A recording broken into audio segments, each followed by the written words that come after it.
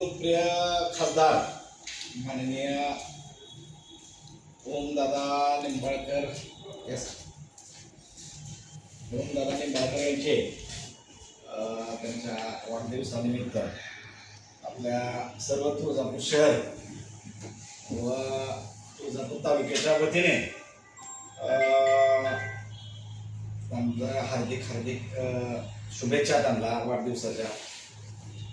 येणारा काळ हा त्यांना अतिशय त्यांच्या भविष्याच्या वाटचालीच्या दृष्टिकोनातून अतिशय प्रगतिशील असावा. त्यांना एक उत्तम आरोग्य लाभो, जेणेकरून हा धाराशिव मतदारसंघातील सामान्य जनतेची त्यांच्याकडनं सेवा घडो, यासाठी त्यांना एक उत्तम आरोग्य लाभावं हीच आई तुळजाभवानीची चरणी प्रार्थना करतो.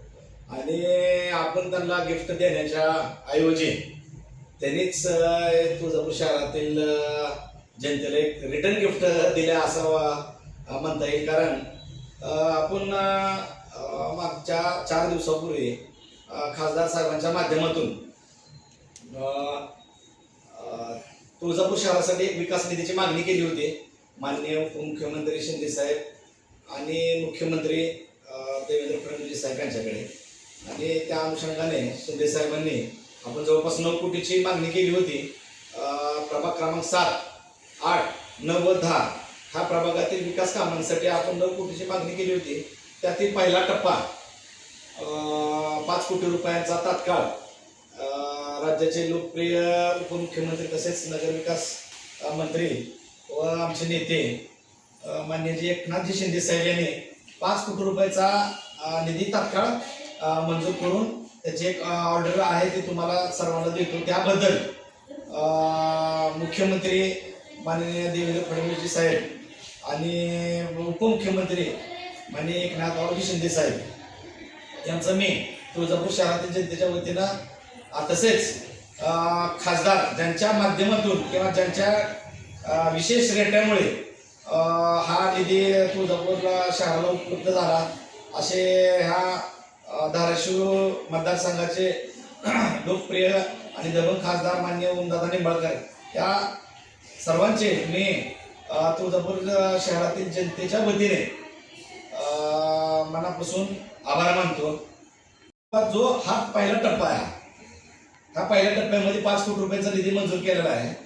यानंतर जो राहिलेला निधी आहे तो दुसऱ्या टप्प्यामध्ये 100% मंजूर होईल. आणि परवा जी बैठक झाली माननीय मुख्यमंत्र्यांसोबत आणि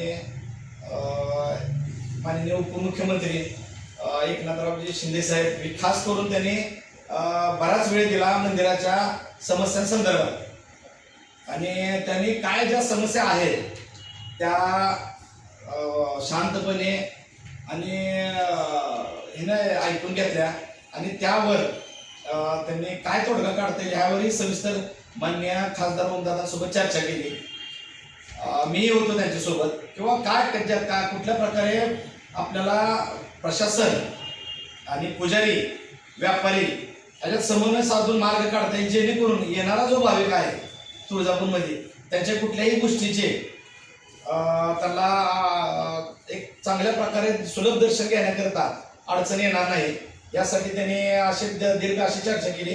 आणि त्यावर काय कसा तोडगा काढता येईल त्याबाबत मुख्यमंत्री जिल्हाधिकारी धाराशिव यांच्यासोबतही चर्चा केली. माझं फक्त तुमच्या माध्यमातून जिल्हाधिकारी साहेबांना, जे किंवा या मंदिर संस्थांचे अध्यक्ष आहेत, त्यांना एकच मागणी आहे किंवा हा आम्हाला काय कुठल्या गोष्टीचं श्रेय घ्यायचं नाही ह्या मंदिराच्या बाबतीत. मान्य खासदार साहेबांचा एकमेव उद्देश आहे की बाबा येणाऱ्या भाविकांची एक समाधानकारक असं त्यांना दर्शन मिळालं पाहिजे. कारण येणारा भाविक हा फार लांबून येतो. आणि आम्हीही खासदार साहेबांनी मी एक शिंदे साहेबांना सांगितलं की बाबा हा जो तुळजापूर शहरामध्ये येणारा जो भक्त आहे आई तुळजाभवानीच्या दर्शनासाठी, तर तो फक्त शिर्डीच्या धर्तीवर किंवा स्वामी समर्थांचं जे मंदिर आहे आपलं अक्कलकोटचं, हे फक्त भक्तिपीठ आहे. पंढरपूर असेल किंवा इथे येणारा भाविक दर्शन करतो आणि लगेच निघतो. पण तुळजाभवानीचं मंदिर हे शक्तिपीठ आहे. इथं विधिवत पूजा अर्चा आहे. खणा नारळाची ओटी असेल, अभिषेक पूजा असेल, जागरण गोंधळ असेल, जावळ असेल, कुठल्याही बऱ्याच विधी आहेत. आणि हा विधी करण्यासाठी भक्तांना पुजाऱ्यांकडे येणं गरजेचं आहे किंवा आवश्यकता आहे. हा विधी करून घेण्यासाठी पुजारी वर्ग हा भाविकांमधला आणि ह्याच्यामधला एक माध्यम म्हणून हे करतो. पारंपरिक पद्धतीने आज वर्षानुवर्ष पारंपरिक पद्धतीने हे सगळं चालत आलेलं आहे. त्यामुळं भाविकांच्या आणि पुजाऱ्यांच्या आणि व्यापाऱ्यांच्या तिघांच्या दृष्टिकोनातून हा कसा दर्शनासाठी वा कसा आपल्याला मार्ग काढतील ह्यावर सविस्तर चर्चा त्या बैठकीमध्ये झालेला आहे. आणि त्यांनीही आम्हाला